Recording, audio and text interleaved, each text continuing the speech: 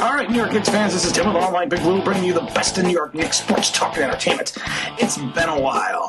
I haven't done a Knicks video in a while, so I decided to get off the schneid and do one. It might sound a little strange today because, well, I spilt an entire beer on my laptop yesterday, and someone said to me today, Tim, why would you do that? Okay, yeah, I purposely decided to spill alcohol on my laptop, on my Mac Pro.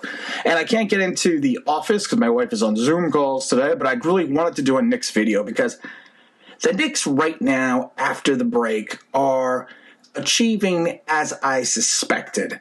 I'm not disappointed in the start. I'm not upset where they're at. I am more concerned about what is going to be going on in the next couple of weeks.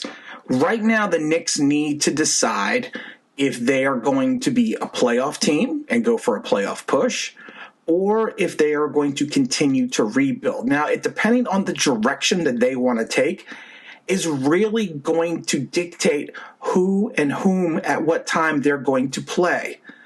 Now, right now, we are still in a point guard purgatory. Quickly, I like Quickly a lot. I love Quickly. I think Quickly's going to be a pro's pro. I think he's going to be a standout, but he is not equipped at the moment to take over the full-time point guard role. And that's nothing bad about that because of the fact that you are asking a lot from a rookie, plain and simple. Coming off the bench and being paired with Derrick Rose was a perfect combination. And I know out of necessity, we basically have to start Quickly. I would like to, what is going on with Derrick? We're never really getting the full story or the full information exactly if he's sick, if something, what else could possibly be wrong?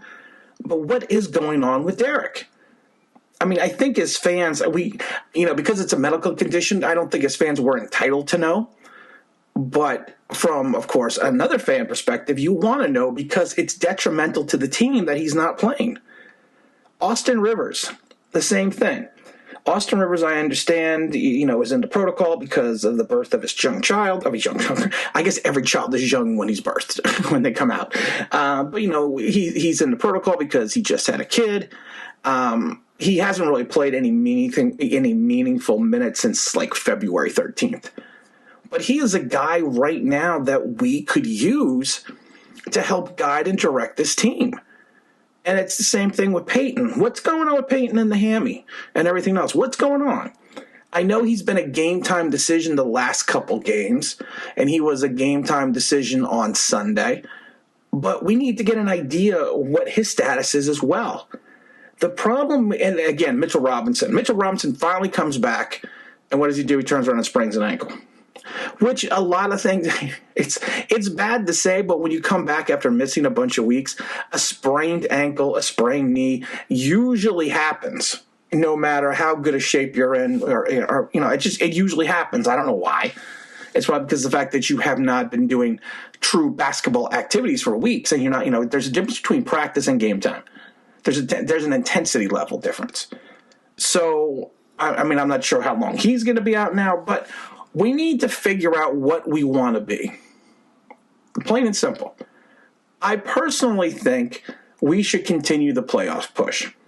Now, I know everyone is excited about Ball and how the Pelicans are basically, who knows what the Pelicans are going to do.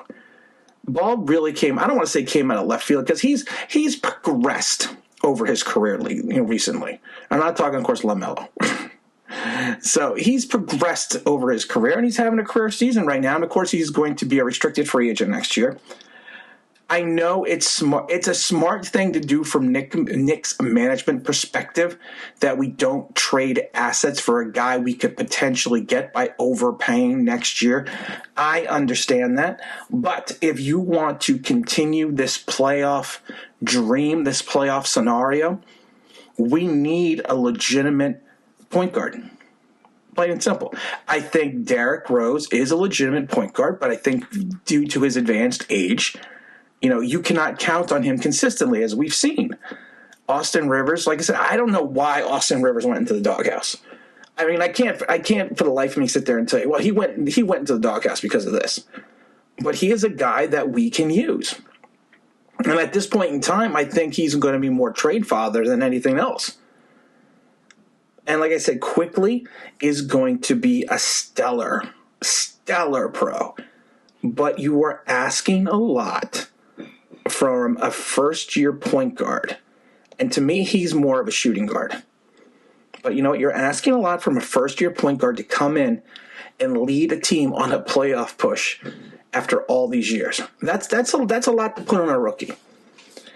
It's almost like you want to see the Knicks go like the Sixer model. You want to do a quasi-point guard situation like they do with Ben Simmons. You want to have maybe, R.J. Barrett and Julius Randle control the ball and bring the ball up court and facilitate on the offensive end. You almost want to see that. And in some ways, that might work for a period of time. But the problem is we need a point guard. And, let's be honest, we need a superstar caliber player. Now, I am not looking to bring someone in at the trade deadline. I think we have valuable assets right now that can allow us, if we draft well, to rebuild and reshape this roster in a short period of time if we are smart in free agency. And I think that's what the Knicks are trying to do right now at this point in time.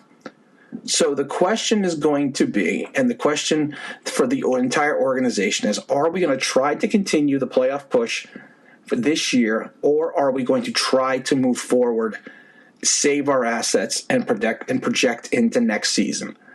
And that's a big and tough decision to make, because we as a fan base, we are clamoring for a playoff appearance. We are waiting for it. We want it to happen. But the question is, how can it happen? Will it happen? I think if we start getting some players back, we can right the ship. And like I said, I don't think the ship is listing at all. I think at this point in time, it's just moving. It's just moving a little bit to the wrong direction. But it can be fixed. Tibbs is the guy to do it. I'm not concerned. Randall does need to stop whining to the refs. It's kind of getting old a little bit. And also, you don't want to build that reputation going down the stretch where we're going to need some calls. So you know what, guys? Let's see what happens in the next week or two. Let's see if we get some guys back. And again, this is Tim with Online Big Blue, bringing you the best in New York Knicks sports talk and entertainment. And as always, if you can if you subscribe, if you're ring that bell, I think you know what that means. That'd be awesome.